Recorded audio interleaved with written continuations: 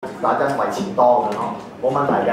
咁當然啦，呢個位要你識打中文啦，咁你麻煩少少啦。好，而家咧，我想你入5份頭嗰5份嘅問卷入去你個 Excel 度。都未搞掂呢個。仲未搞掂？入5份。入5份。係啊。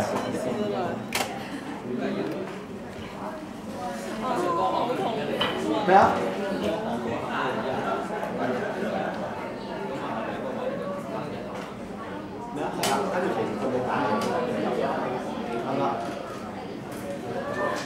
好，有冇人係已經開始入緊問卷嘅？舉手，我先睇下邊啦。開始入緊問卷。好，1、2、3、4、5、6、7、8、9，好，放低。唔該，你而家開始入啲問卷啦。點啊？好，緊要，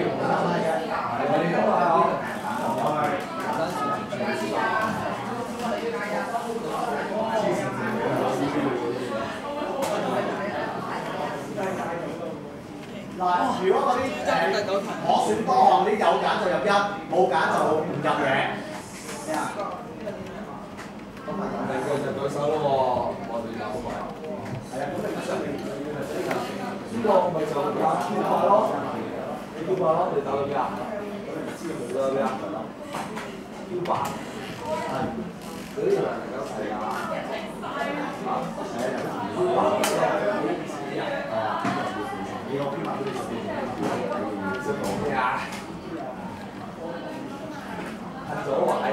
好啦，喺你努力咁入嘅時候，咁我解釋下點解要做呢樣嘢啦。點解要入落電腦度咧？第一個原因就方便你數啦。第二個原因就係方便你做資料嘅核證。因為咧，有好多時你入問卷，你就會發現咧，明明有啲題目佢唔需要答，佢答咗。咁點處理咧？一陣就會教你 Excel 處理啲奇怪嘅問卷嘅。但係記住，無論佢有冇入錯，所謂佢有冇填錯份問卷，佢填咗咩答案，你要如實咁入翻落去。即係話，如果嗰條題目佢唔需要答，佢答咗，咁點算咧？你就照答，照入個答案落去，冇所謂嘅，照入先。OK， 加油啊！入5份。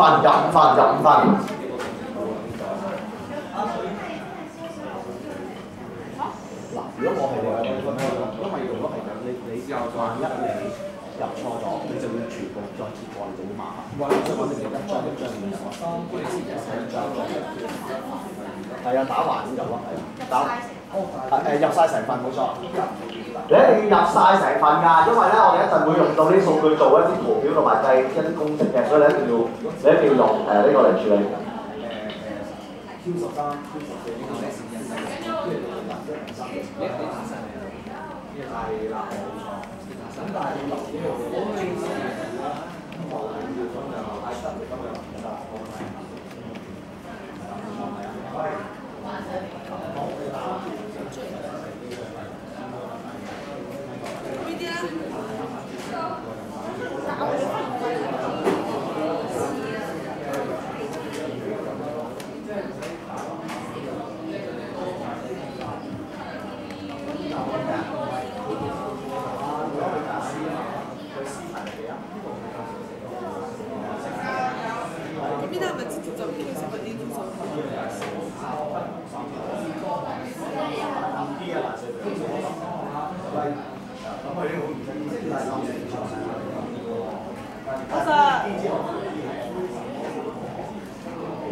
喂，各位檢查下你啲英文字母順序有冇錯？我已經見到好多個 A、B、C、D， 下一個係 F 嚟啦，唔知點解 E 唔見咗嘅？唔該，你揾翻個 E 出嚟啊，大佬啊！呢度咧，我哋淨係寫 Q10嘅 A 啊，冇錯，係啦。呢度就寫幾多字？係啦，咁你直接就個數就去咗。哦，好。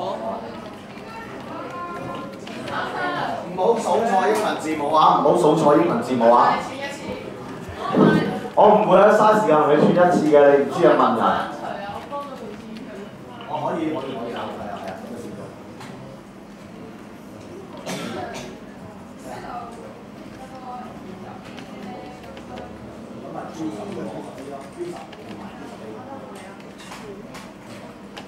如果到 Q13。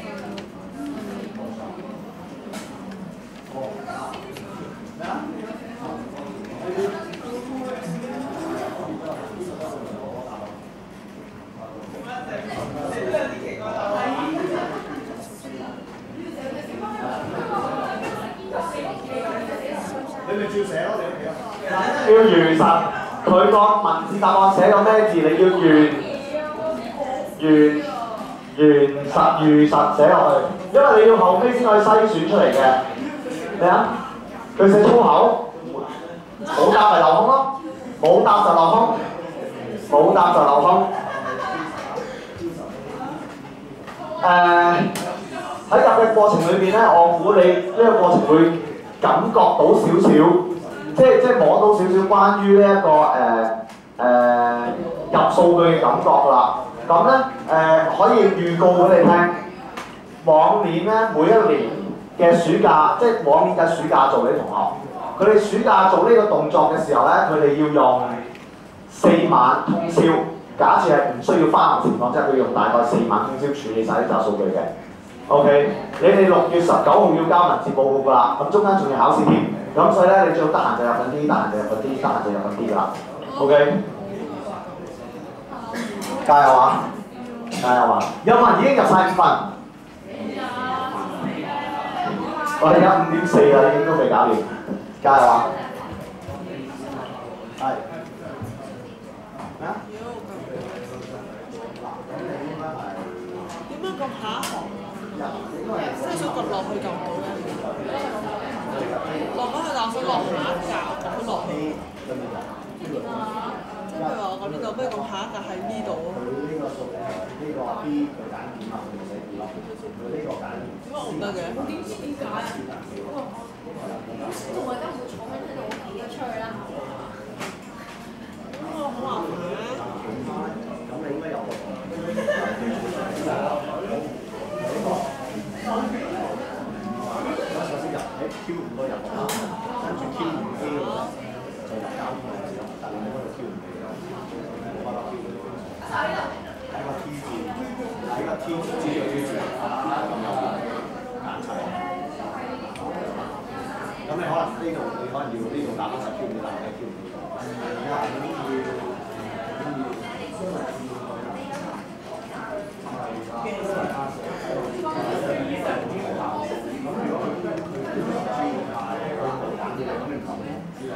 ，Q10G 樓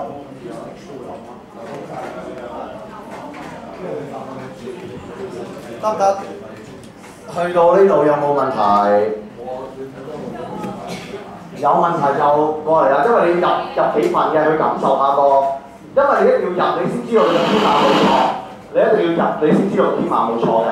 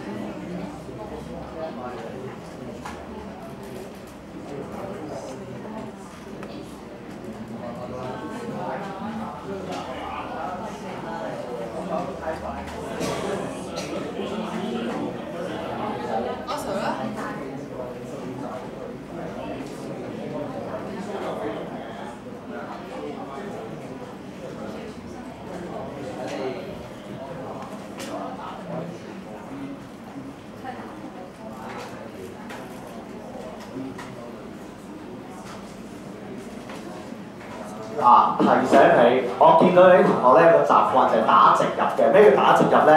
入晒100份問卷嘅某一題，入晒100份嘅某一題先入某呢100份問卷嘅第2題。呢一個係一個好壞嘅習慣嚟嘅，因為你呢世都唔會 check 到你份問卷有咩問題㗎。所以一定係打橫入，即係讀入晒一份問卷所有題目，先入下一份問卷所有題目，咁先係一個好習慣。如果唔係你 check 唔到，你一錯你就發現唔到㗎啦。呢度咧，我咧咩呢度去揀，但喺呢度咧，當我加個零咧，睇住一加。咁咪抵死咯，抵你死啦！咁呢度唔緊要，咁你呢個本順序係咩啊嘛？咁呢度你係咪咁佢哋本身冇零啊嘛？咁你咁梗係跟問卷啦，1、2、3、4，然之後呢度叫呢個叫5啦，呢個係叫5啦。好正。如果佢喺問卷自己加個選項，應該就唔會出現嘅。受訪者自己加個選項咧，就應該唔出現嘅。阿 Sir，如果佢有剔其他但係冇寫咧？咩啊？有啲其他冇寫，你咪照入其他有1咯，然之後答案留空佢咯。嗱，記住好簡單處理嘅原則就係佢有寫你就寫，冇寫你就留空就係咁啦。入住嗰啲長問題先我唔識答。可以。隻手寫擺喎。即係你知咩？咁你有乜辦法啦？有㗎。超入好，咁你仲多曬其他數啊？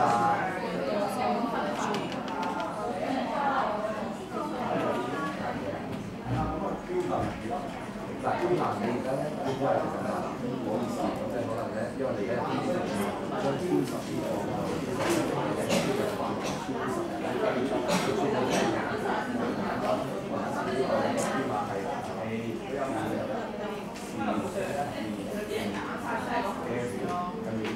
好啦，嚟啦！唔好意思啦，因為咧時間關係咧，我唔能夠等你全部入晒啦。不過咧提醒你唔好嘥咗你而家手上份嘢，請你先儲存咗佢先。因為咧，我哋往就禮拜2嗰日咧就發生個情況，就係有同學咧入咗5份啊，好辛苦入咗5份，之後部機輕咗，部機輕咗。禮拜2嘅啫，阿何 Sir、阿何少峰老師個組嘅啫，所以咧真係真事。入咗5份先攋嘢嘅，通常都有咁嘅情況嘅，所以咧記住儲存，你擺喺桌面又好，你擺揾個地方裝起佢都好，點都好啦。你揾個地方裝起佢都好，點都好啦，冇所謂啦。OK， 啊，如果你有 USB 手指就更加好啦，而家抄低佢啦。你當然可以用你嘅方法，我唔理你用你嘅方法。咩啊？我嘅上網即係你去睇 Yahoo 啊，睇高登嗰啲梗唔得啫。呢合理嘅即係合理要求，我會接受嘅。好啦，儲存咗啦嘛，停手啦，我哋要開始做下一個步驟啦。因為我冇可能咁樣無止境咁喺度等嘅，無止境喺度等，我等到天光未等完。好啦，儲存咗之後咧，我哋開始進行以下呢一個步驟。嗱，以下呢個步驟係做啲咩咧？咁我假設你已經入晒100份問卷啦，咁我哋要處理啲數據噶嘛。咁為咗以下方便我去做呢一個詮釋咧，我由於時間關係已經準備咗一個假嘅 Excel， 方便俾大家處理嘅。咁請你去開始。開始電腦嗰度咧，呢兩個叫電腦嘅，喺呢度揀一個叫做 To Student 嘅一個詞機，咁你撳入去啦。見唔見到有一嚿嘢叫做 Sample New 啊？見唔見到一嚿嘢叫 Sample？ 開咗佢啊！開咗佢啊！開咗佢啊！開咗佢，開咗佢。係啦，冇錯，你應該會開咗個出邊咁樣嘅樣嘅 Excel 嘅，得唔得？呢個係攞嚟做嗱，我講多次收咗喺邊度？開始電腦，開始電腦，跟住揀一個叫做 To Student， 即係 V 詞機，撳入去，有一嚿嘢叫做 Sample New 嘅 Excel， 得一嚿 Excel 嘅啫，撳入去啦，開咗佢，狠狠地開咗佢 ，OK， 得唔得？開咗先。To Student 嗰度，有一個叫 Sample New 嘅檔案，開咗佢啦。好啦，嗱呢一個咧係一個假嘅 Excel 嚟嘅，純粹係方便我以下做示範嘅啫。好啦，唔好再傾偈啦，唔好意思啊。嗱，我哋會對住呢個 Excel 咧做幾個好重要嘅公式嘅。OK， 嗱，你咧手上有份 PowerPoint 嘅，你手上有份 PowerPoint 嘅，請你轉第2頁啊。第2頁咧，見唔見到有個叫做 Excel 有用公式啊？我係特登漏空咗啲英文字母嘅，因為咧我想你抄嘅。好啦，嗱喺呢個 Excel 裏邊咧，我會教你做幾個功能，睇住點樣做，睇完我做，你先做，好唔好？睇完我做，你先做。嗱，第一個功能，你揀咗咁多選項啦，嗱，每條題目都有人揀噶嘛，每一條題目都有好多選項噶嘛。咁究竟每一條嚟講，邊個選項最多人揀？有幾多人揀？我要數噶嘛。咁點樣數咧？個方法咧就會用第一條公式。咁嗰條公式咧個名咧係咁樣嘅。嗱，為咗方便起見，我哋知道自己做緊乜嘢咧，我自己習慣咧，通常喺左邊咧打啲文字提自己嘅。例如，我會打呢度可能寫住，例如選項一數目咁樣啦。我會打幾個字啦？啲打冇字嘅，係啦。選項一數量咁樣啦。OK， 選項二數量啦。你會發現 Excel 好好㗎，你打幾個字咧，佢就會幫你打幾隻字㗎啦。咁你通常咧打完呢度之後咧，例如你嗰份問卷最多可能有10個選項，咁你咪可能拉到10咁樣咯，冇所謂。嗱，咁你就可以幫你數到。唔好意思啊，有啲學生。你部電話咧要揾到先喺我台電腦。係啊。我上啦。好啦，嗱，咁跟住咧，以右手邊啲格攞嚟裝啲咧，就係數究竟佢呢一條裏邊有幾多個人揀某一個數量嘅選項啦。嗱，睇住點樣做咯喎。咁咧喺呢一格裏邊，嗱最尾嗰條下邊嗰度啦，打以下嘅東西，睇完我做你先打，打等於打呢個等號啦，然之後 COUNTIF。OK， 係啦冇錯，你當然可以抄低啦，大細階係冇所謂嘅。大細階係冇所謂嘅 ，COUNTIF。OK， 跟住睇住咯喎，跟住打開括號，然之後用你嘅滑鼠選取究竟你要數邊個範圍裏邊嘅數據，即係你嗰啲問卷答案啦。淨係數一條好咯喎，唔好咁貪心喎，數一條好咯喎。然之後打個逗號俾佢，然之後。你想數邊個數字，你就打邊個數字。我舉個例子，我想數有幾多個1，我就打1，跟住刪括號 Enter， 咁佢就會話俾你聽上面究竟有幾多個人選擇咗1。同樣地啦，阿 Sir， 我將同一條式打2次，大細階冇所謂嘅。好啦，再選取個範圍啦。OK。然之後打逗號，我今次想數2，我就打2，如此類推。咁你重複做咁多次咧，咁你就可以數晒有幾多選項㗎啦。唔刪括號得唔得？咩啊？使唔使刪括號？唔刪括號得唔得？應該係得嘅，我嘅理解。但係咧，一般我哋習慣就會數刪括號嘅，刪括號 Enter。好啦，你而家試下幫我數有幾多個選項先。OK， 所以有幾多個答案先？數到4得㗎啦，因為得4個答案嘅啫。數到4就停得㗎啦，得唔得？咁咧你就會數到好似我出邊咁樣，等於你就會數到呢4個數字嘅。如果你數唔到咧，即係你應該打錯公式㗎啦。咁你就舉手，我過嚟幫你。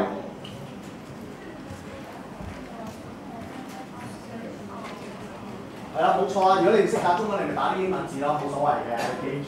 記住你做緊咩就得啦。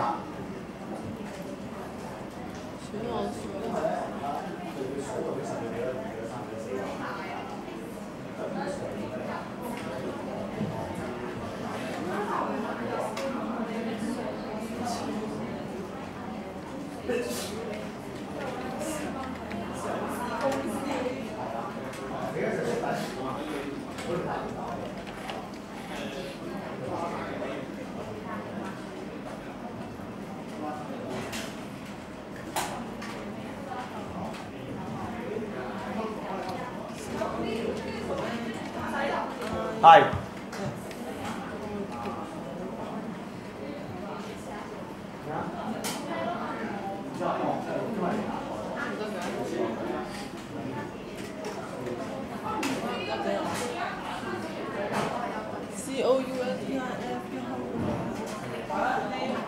儲存夠編號咯。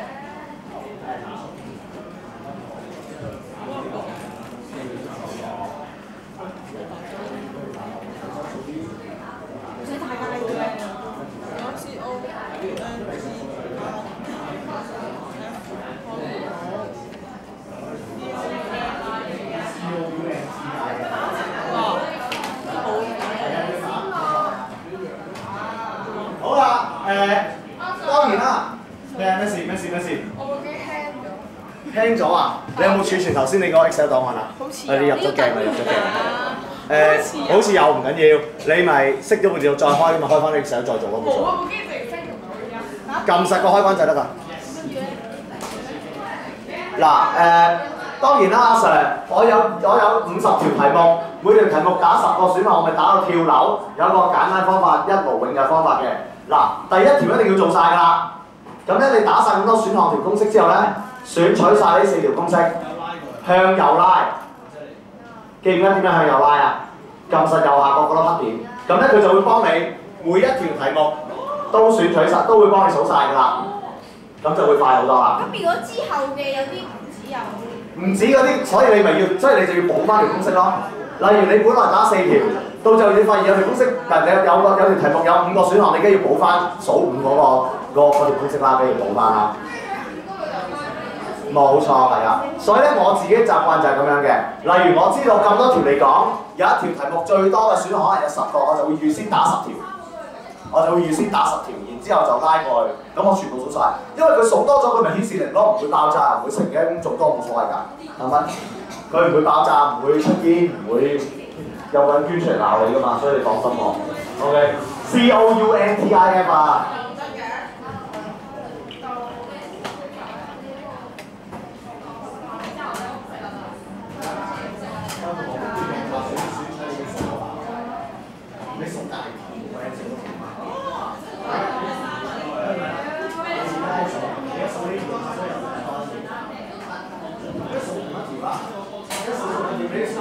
我需要18咯。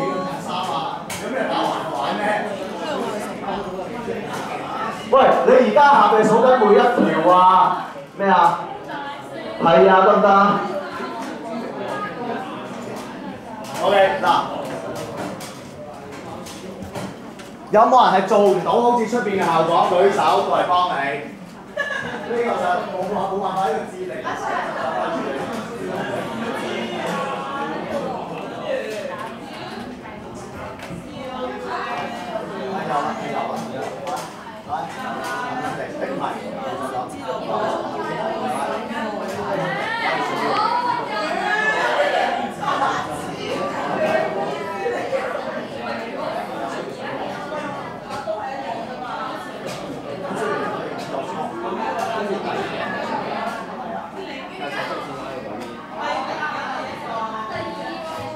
好，做住先，好唔好？做住先。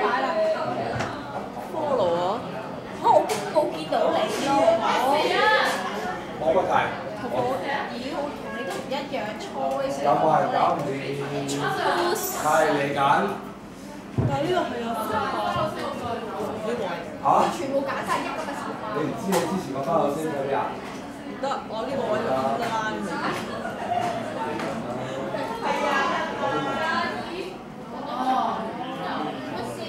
哇，好難頂就做咩？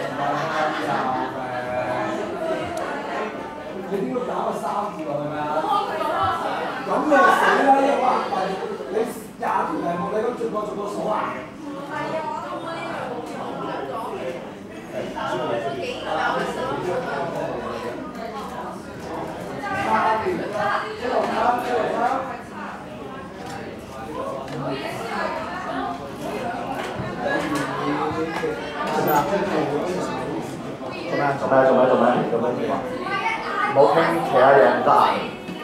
好，嚟啦！好，停手，望出去，好唔好？嗱，呢個係第一條公式，第二條公式咧就攞嚟數咩？就數個平均值。嗱，有咩用途咧？因為有啲題目我係需要計平均數嘅，咁攞嚟計有啲咩題目需要計平均數咧？例如問程度，究竟佢幾大程度同意，或者佢俾幾多分？咁呢啲其實我需要一個平均數嚟俾我自己做個參考去演繹啲數據㗎嘛。咁我哋就會計平均數嘅。咁點樣計平均數咧？嗰條式咧就係咁樣計嘅。嗱，頭先你有咁多選項啦，唔該幫我留一紮嘅空白位，唔好用住，可能隔10行到啦，你當10行啦。好啦，然之後咧喺度打幾個字提醒自己呢個係平均數啦，平均數咁樣啦，或者 average 啦。OK， 好啦，咁咧跟住我就會打以下呢一條公式，睇住咯喎，等於